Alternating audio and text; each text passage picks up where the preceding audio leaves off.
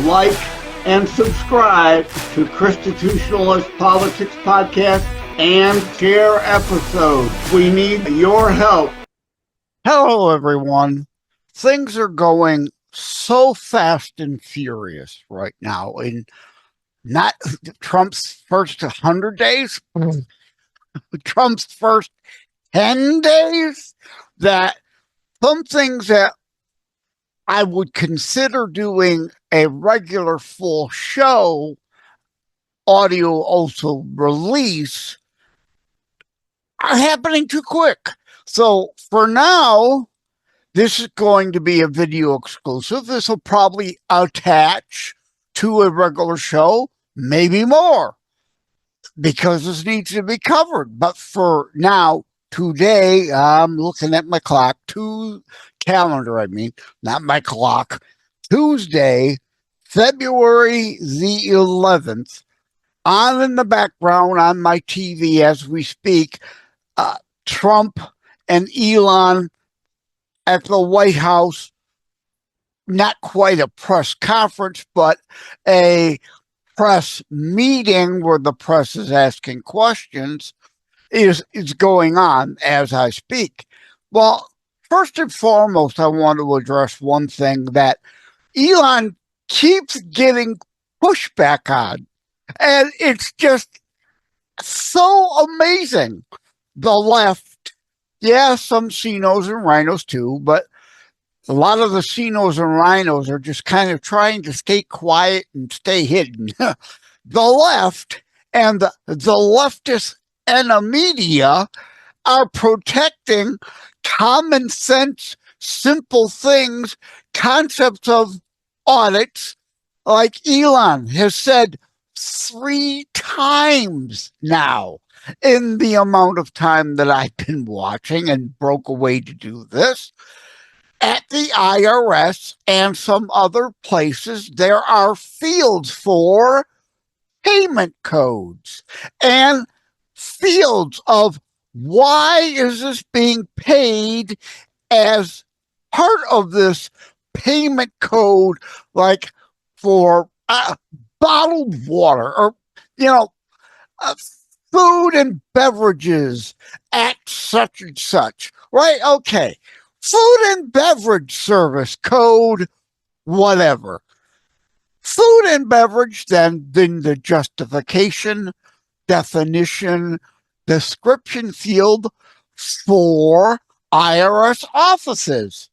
And whether we should be providing that or they should be paying for themselves, we can argue about, but there is one argument to be made to oppose that you actually be required to fill in the fields you are already required to fill in, so that indeed the books can be looked at and audited, and we, the people, the actual bosses, with some transparency we're finally trying to get, know where the hell is the IRS's money going to, FEMA's money going to, Homeland Security's money going to. Now, I'm going to get into a couple pieces I've dropped. The Pentagon, kind of a special situation. The CIA, obviously, a special situation. We can't let out all our nation's secrets laid bare. And all right, so let me go there. I'm going to control tab here for a second so I can go over to my Before's News and Substack pages and find the piece where, let me scrolling apart, I beg your pardon, but DOGE and overall taxation was recently replete. A Department of Education, the attempted insurrection, that's not what I'm looking for now. Eliminate the penny. Please go to my at J Leonard Detroit or Joseph M. Leonard. I'll try to edit in shortcut links. Like, well, because this will air audio eventually. Substack, https://tinyurl.com/JLD on Substack. Same for Before It's News, tinyurl.com/JLD articles. And for my pieces at the Liberty Beacon, tinyurl.com/JLD on TLB. I'm trying to make it easy for you to see my exposés on the exposing of the government waste, fraud, and abuse going on. Another piece, Cooking the Books. A piece I just dropped a few minutes ago. Reports FEMA cut yet more checks to house illegals. Now, I'm trying to think. I think it's in the Cooking the Books, Why Left Fears DOGE Transparency. I discuss Pentagon and CIA budgets. Absolutely, there is fraud there. We know it. I expect some fraud to be there. Like, by way of example, I'll get to the Pentagon. We don't want all our nation's secrets laid bare for our enemies to know what's going on. It's a national security issue. So there are black book projects, off-budget projects. So fraud is built in to protect secret projects. Remember years back, do you really, really think we were paying $200 for a hammer? The $200 for the hammer is what was listed on the books, because some of that $200 was actually for secret stuff we don't want our enemies to know about. So the Pentagon and the CIA are kind of special in that sense. So am I surprised the Pentagon failed 7 audits? No, because we expect there's going to be some money laundering and fraud to hide secret projects, which is not to say there isn't indeed waste, personal fraud, money laundering, kickbacks, and abuse there that we indeed have to look at and root out. But there is going to be some monies hidden, and I, for one, want some of those monies to continue to be hidden, not from us, we the people, but because of security reasons, our foreign enemies. How does this not make sense to fellow conservatives, constitutionalists, Republicans? We're supposed to be the party, and I say this in, is it in the Cooking the Books, Why Left Fears DOGE, or the piece I just released, I think it was, reports FEMA cut yet more checks to house illegals. We're supposed to be the party of logic, reason, common sense, rule of law, which means contract law. So let me get into that a bit. FEMA cut yet more checks to hotels to house illegals. Well, sorry, people, to you emotionally hysterical, non-thinker snowflakes, because yes, we have some of them on the right. We have to honor our obligations. We have said, new administration, you will no longer be paid to house illegal immigrants, period. If you choose to do so going forward, you do so on your own dime or work with a charity to raise the funds to cover those costs. But going forward, That doesn't mean people who, in good faith, while you and I do not agree with, if I were operating a hotel, I would have never, ever allowed myself or where I worked, or I would have left, enter into an agreement to house illegal aliens. But some did with the prior administration that was engaging in unconstitutional activity. Those obligations, those contracts still have to be paid for. The billing isn't going to stop now. Billing is going to happen for 30, 60 days for past monies due. Those obligations have to be met. In reports, FEMA cut yet more checks to house illegals. I go into I lost my train of thought here for a second now. But that point, past billing obligations. Oh, the left is currently through, they're saying Trump is going to cause a constitutional crisis.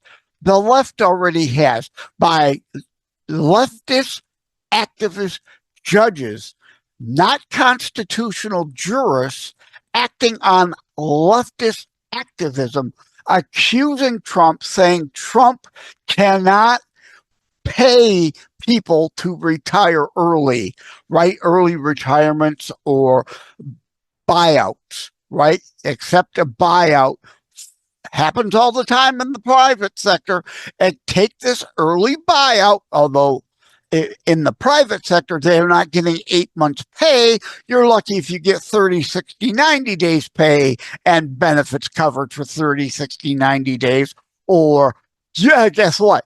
You could pay through COLA to cover your benefits, but we'll pay you your salary for 30, 60, 90 days to help you transition out to somewhere else.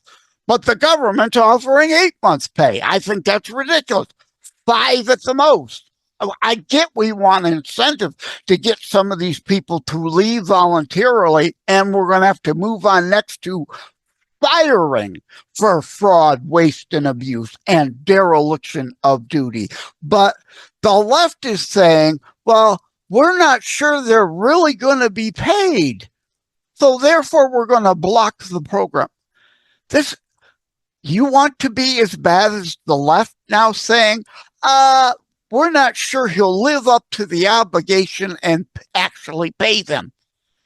While you're arguing FEMA shouldn't cut the check to the hotels that already rendered the services they shouldn't have done, but they did and are owed monies for. At any rate, I'm going to leave it there. I could go on and on and on. Many of these things would have been their own episode, but I don't have weeks or months to be able to wait to get to this stuff because it's happening so fast. We got to discuss the issues now, and Republicans need to stop being as stupid as commie fasci sociis, crats. Use your brain, logic, reason, common sense. Because we may dislike something does not mean we're not still obligated to some degree to deal with it until the policy is indeed fully changed, fully stopped, fully rooted out. So, again, I'm looking at my Substack here, the same is mostly true of beforeitsnews.com. Reports, FEMA cut yet more checks to house illegals. Please read and share that. Cooking the books, Why Left Fears DOGE Transparency. Read and share that to fellow Republicans you know are not using their brains, are acting emotionally. We've got to be the logic and reason party. Decades ago, I wrote a piece, the GOP, the party of no. What do I mean by that? Remember, Chucky Schumer and the left called us the party of no, N-O. Well, my rebuttal And Thaddeus McCotter, who was in Congress at the time, that I know at that time, saw what I was saying, saw what I was doing, and it indeed became a Republican talking point at one point for a while. The party of KNOW, because we know better. Sadly, some Republicans don't know any better. They're just an emotional snowflakes too. Logic, reason, knowing, facts, evidence, reality, not delusion. Some Republicans need to hear this message.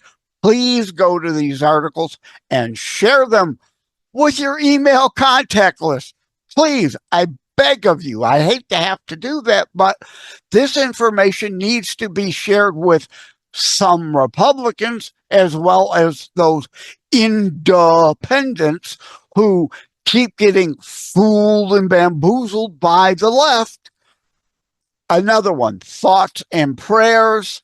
Another censor or YouTube controversy. Eliminate the penny. Good, bad, indifferent. Let's examine all the angles. I don't have time to go into that today. Please, Substack or Before It's News. Eliminate the penny. Good, bad, indifferent. Let's examine all the angles, not just left or right spin. On there also, in there also, I mean, not on there, in there also, I go back and examine the Harriet Tubman replacing Andrew Trail of Tears Jackson on the $20 bill, and I offer an actual solution to that problem to get past the leftist, leftard, race-baiting bullshit objections, their desire to keep Andrew Trail of Tears Jackson Democrat on the 20 when under G.W. Bush, a little more here, right? It was put in place that Harriet was to replace Jackson on the 20. The Democrats kept resisting. Obama completely scrubbed it. Trump's first term, he tried to resurrect it, but nothing happened. It's time to, what? Maybe create a new bill? What would be the left's objections? I go into all the reasons why a new bill makes sense in eliminate the penny, good, bad, indifferent, let's examine. And yes, I defend the penny. Okay, make it out of tin and paint it copper. We can't pay 3 cents to produce a 1 cent coin. I get that. That is wasteful. But the prescription to just eliminate the penny, I love Trump to death, but that doesn't mean I check my brain at the door. It's about principles, not personalities. We still need the penny. I go into the reasons why and the slippery slope. We on the right, arguments often make, people always ignore. And then a few years later, we're saying, see, we told you so. You didn't listen. You wouldn't listen. So I support Trump when he's doing something I agree with, and that's 99% of the time. I do not support the elimination of the penny, and I lay out why in there. Another piece, DOGE and overall taxation. Some people are saying, oh, we're cutting all this waste, fraud, and abuse. Taxpayers should be refunded all their taxes for the last 10 years or send $1 million. People, we're almost $40 trillion in debt. We're not going to get a balanced budget, let alone a surplus budget overnight. It's going to take years, and then we need to put the surplus to paying down the debt. So yes, I'm for more making the current Trump tax cuts permanent, potentially viewing and adding some more, but we can't keep racking up deficits and more debt. We've got to get to balance, then to surplus and paying down debt. So are we all going to have our taxes cut, tax rates cut by 50% overnight? No. Ever? No. And shouldn't happen. We've got to address the debt. Also, another piece, the GAZA problem, with Trump saying about, well, we're going to take it over and we're going to develop it. All right. Yeah. I look at the whole overall broader Gaza problem of Hamas and what's been going on for 70 plus years, not just the current status of needing to rebuild it. Look at the politics and the rebuilding aspect of it. Flashback 2024 and a look ahead to 2025, part 2. I'm trying to see when that dropped. Let me pop up that page. On Substack, Flashback 2024, part 2 dropped on February the 8th of this year, 2025. Please look at and share that to understand where we're going. Some people still don't grasp the where we've been to the why and how we need to correct the ship, right the ship to where we're going. Department of Education attempted insurrection, including several violent actions the left has taken many times. They talk over and over about January 6th being an insurrection, when in the past, in Michigan, Wisconsin, and in D.C., they had occupied buildings for days on end to interrupt government business. I go into that there, what the left will never let you know, what independents need to understand. Please go Substack or before it's news. Department of Education attempted insurrection. Share it with the independents that need to be red-pilled. The Festerman rollover, it drives me crazy how many people are jumping up and down and on the Uncle Festerman bandwagon. He's a liar, he's a fake, he's a fraud, and he's already rolled over for Schumer and Soros in announcing he will refuse to vote for RFK Jr. and Tulsi. So it happened even sooner than I told you so was coming. He votes with Schumer and Pelosi 90% of the time. He is not a moderate. He is trying to cover his ass because his seat is up in 2026. Fetterman must be removed in 2026. Further back, DOGE versus the IRS, leftist 7Ds, anything to avoid DOGE. TDS is now DDS, DOGE derangement syndrome. Federal tyranny, mistakes versus purposeful, willful, wantful, jackbooted thugism. Regarding Valentine's Day coming up, am I the ass game in time for Valentine's gameplay? They go along with last Wednesday's show drop and this coming Wednesday, tomorrow, because today's Tuesday, the 11th, Wednesday the 12th, I will be dropping a Valentine's special with a dating expert. So you voted. So what? What are you doing now? The number of lazy people who have gone back to their couch and not paying any attention to what's going on the right, supposed Republicans that cry endlessly, people don't know what's going on, don't watch what's going on. They themselves are still also not paying attention. They're hypocrites. So you voted. So what? What are you doing now? Right now, in the next 2 hours, 2 days, 2 weeks, 2 months, next 2 years, next 2 decades. You don't get to just vote and then go back to sleep. It says, we the people in our founding documents for a reason. All right, anti-Semite, left, commie, fascist, sociocat, projection. Again, flashback part 1. Let me pop that up. I have to scroll, pop that up on Substack.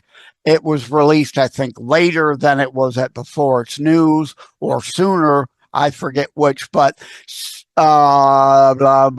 looking February the 1st of this year, flashback part 1 was officially released on Substack. Before that, turn your articles and blogs into a book. Egg prices to double. The why. What Biden did to try to make Trump look bad. And you're not hearing it even on the supposed conservative news stations.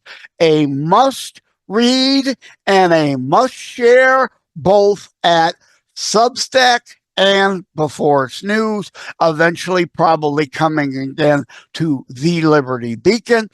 Check out the video exclusive and that piece I mentioned on Substack and Before It's News. Scrolling up, called Thoughts and Prayers. That's because Roger with the Liberty Beacon had a stroke. That's why you're not seeing my stuff at the Liberty Beacon right now. He needs to recover. He needs to heal before my stuff can start getting back up on the Liberty Beacon again. At any rate, I have gone way longer than I expected to for this video exclusive, and it's so long now it's going to be hard to tack it on to future standard Saturday monologue episodes. So maybe I'll have to drop it as a next Tuesday special or something. Thank you all for tuning in. Take care. God bless. The Constitutionalist Politics Podcast, normally in conjunction and corresponding with articles, can normally for the Saturday monologue shows be found at beforeitsnews.com, Substack, and find extended show notes, including related links, in the Buzzsprout episode edition of the transcript. Thank you for having tuned in for Constitutionalist Politics Show. If you haven't already, please check out my primary internationally available book, Terror Strikes, coming soon to a city near you. Available anywhere books are sold.